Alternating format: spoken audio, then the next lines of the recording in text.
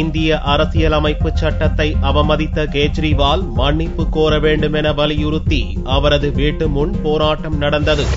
குடியரசு தினமான ஞாயிறன்று காசியாபாத்தில் உள்ள டெல்லி முதல்வர் அரவிந்த் கெஜ்ரிவால் வீட்டின் முன் டாக்டர் அம்பேத்கர் சேவா தளம் எனும் அமைப்பினர் திடீர் போராட்டத்தில் ஈடுபட்டனர். டெல்லியில் 2 நாட்கள் சட்டவிரோதமான முறையில் போராட்டம் நடத்தியதன் மூலம் இந்திய அரசியலமைப்பு சட்டத்தை கேஜ்ரிவால் அவமதித்து விட்டதாகவும், எனவே அவர் பகிரங்க மன்னிப்பு கேட்க வேண்டும் எனவும் போராட்டக்காரர்கள் கோஷமிட்டனர்.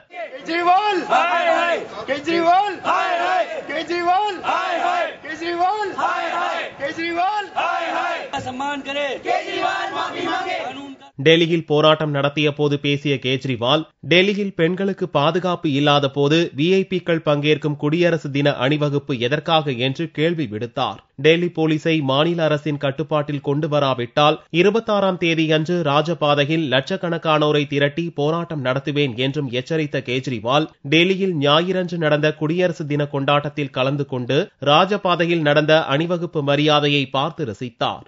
சர்ச்சைக்குரிய சட்ட அமைச்சர் சோம்நாத் பார்த்தியும் கேஜ்ரிவாலுடன் குடியரசு தின கொண்டாட்டத்தில் பங்கேற்றார்.